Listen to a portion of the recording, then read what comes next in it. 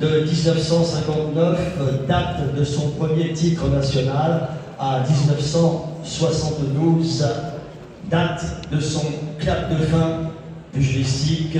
Je fais bien sûr allusion à Monsieur Jean Josselin. Il est là? Non. Reste assis. Excusez-vous. Nous sommes en direct absolu. Voilà, tu peux retourner profiter du confort du fauteuil. Il est dans les starting bleues. Ouais. Il est là. Oui, mais il boxe pas ce soir. Déjà, on l'a fait monter sur la balance hier. Un moment de rigolade, ça faisait 47 ans qu'il n'avait pas vécu cette expérience. Alors, finis ton Candy Crush, Jeannot. je vais inviter à me rejoindre notre ami Philippe Hague, président Philippe, du local box club. Local Box Club de Besançon. Et puis, donc, ses invités, Monsieur Jean-Louis Fousseret, maire de Besançon, pas immédiatement après 1972, mais quelques années plus tard, eux aussi ont été des personnages de la cité byzantine incontournables, des champions reconnus sur la scène nationale et internationale, c'est Morad et Belati Akar.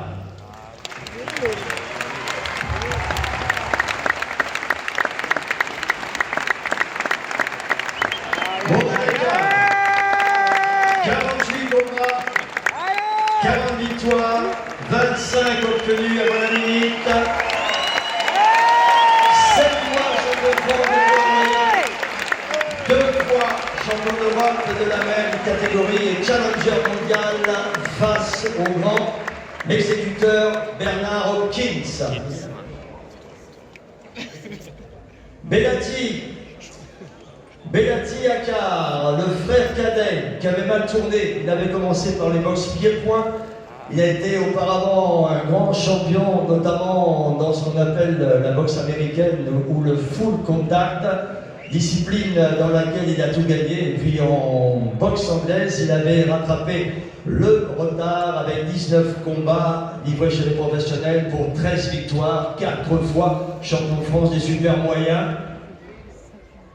On attend, on patiente dans la catégorie, il était là tout à l'heure, il a disparu.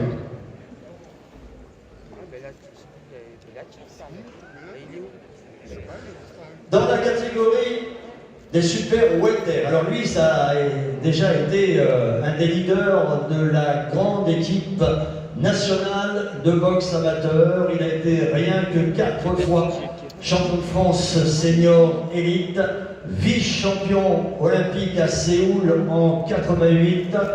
Passé professionnel, il a été 6 fois champion d'Europe et 5 fois champion du monde. C'est Monsieur Laurent Boudouani qui nous honore également de sa présence.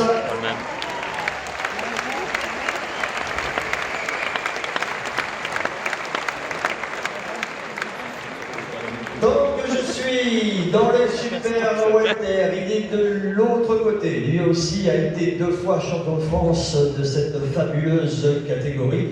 Face à Jean-Claude Buche et Guy Basté, lui aussi a été champion d'Europe des super welter face à Laurent.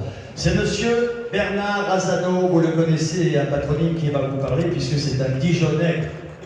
Bernard Azano.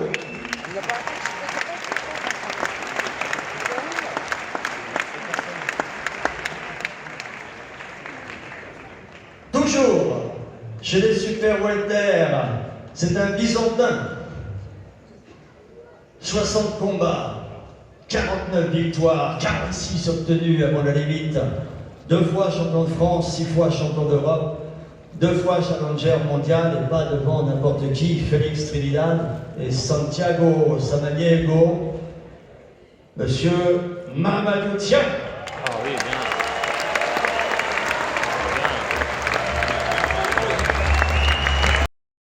bien. Plus large. Le président Chabert, à gauche ou à droite, président? Voilà, merci beaucoup. Alors, Il a fait partie de la grande équipe de France de Fernand Vianney.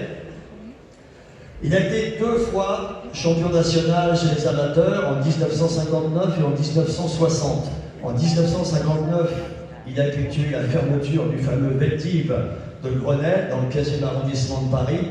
Et en 1960, il a effectué l'inauguration du Palais des Sports de la Porte de Versailles. Il a été également champion du monde militaire et qualifié lors des Jeux Olympiques de Rome en 1960 dans la catégorie des poids welter. Malheureusement, il est tombé au premier tour sur celui qui allait être sacré non seulement champion olympique, mais un peu plus tard chez les professionnels, champion du monde des super welter et des poids moyens, le fameux Nino Benvenuti. Il est passé professionnel en 1961 et il a mis un terme à sa carrière en 1972. Il a tenu la vedette du Grand Palais des Sports de Paris à 24 reprises. Il a boxé ici à Besançon avec le statut de boxeur professionnel 14 fois.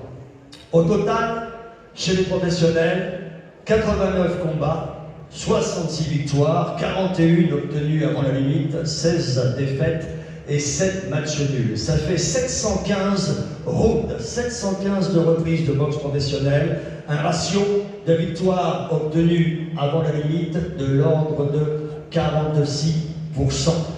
Il a été 2 fois champion de France face à François Pavilla et Lucien Fernandez. Il était le 39e champion de France de l'histoire. Le premier avait été Robert Eustache en 1910. Il a été 2 fois champion d'Europe de cette catégorie face au Britannique Brian Purvis et 2 ans plus tard face au Transalpin Silvano Bertini, 7e français champion d'Europe des poids welter, le 30e de l'histoire. Après Young Joseph, qu'il avait été également en 1910, un boxeur exceptionnel, icône du noblard des années 60, qui a rencontré les plus grands noms de la catégorie. Le championnat du monde à Dallas, au Texas, face à Curtis Cook. Il a également rencontré ensuite au Palais des Sports de la Porte de Versailles. Et puis des patronymes demeurés fameux dans toutes les mémoires de ceux qui aiment et suivent ce sport. Angel Robinson Garcia, Claude Saluden, Georges Estakov, Jean-Baptiste Roland, Sauveur Chioca, Johan Orsolik, Carmelo Bossi, José Montecchi, Annapoles. Il a participé à l'écriture des plus belles pages de l'histoire de la boxe tricolore. On va lui offrir. Il est né en janvier 1940, il a 79 ans. On va lui offrir une entrée, le retour magnifique. Tout le monde debout, s'il vous plaît. Tout le monde debout. La haie d'honneur pour monsieur Jean Josselin.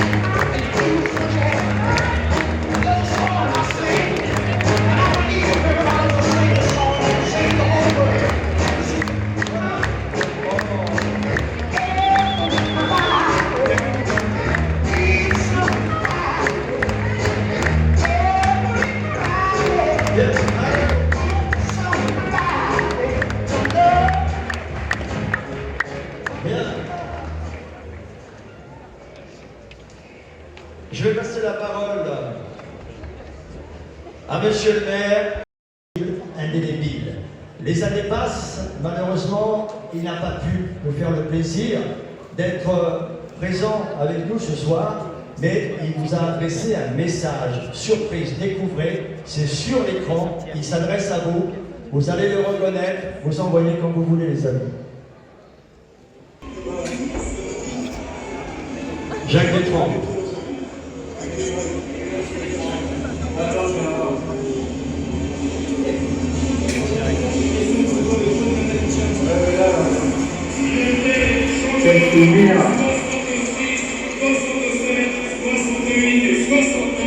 Ça c'était à Louverture en 1999. Le remake, Jean-Joseph Curtis Scott. Et il était là.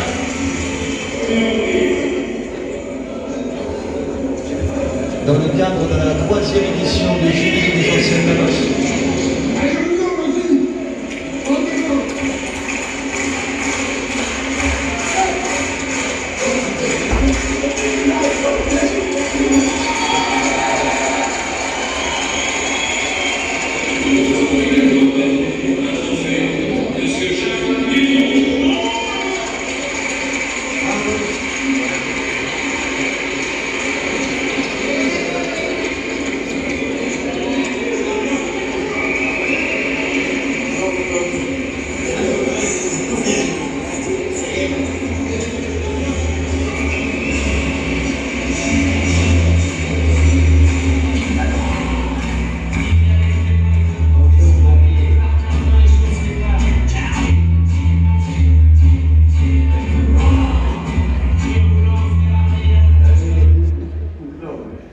Bon jalon, j'espère que... Il pose le nom Pérignon quand même. Oui, mais moi en tout cas je t'ai bien reconnu de suite, pour une bonne raison, c'est que je ne t'ai jamais oublié et que je ne t'oublierai jamais, bien sûr. Par contre, en te revoyant, je me disais quand même, ce mec-là, il représente la gentillesse. T'es un mec trop gentil, et je ne sais pas si c'était un bon truc pour la boxe, d'être très gentil, mais bon, ça c'est une affaire de sport. Tu représentes la gentillesse pour moi, et j'espère que ton entourage n'en a pas profité. Mais moi, en tout cas, puisque je parle de profiter, j'en profite pour t'embrasser très très fort et te souhaiter tout ce que tu peux désirer. Voilà. Si on peut désirer encore quelque chose maintenant. Je t'embrasse très fort. Voilà, monsieur Jean-Joseph.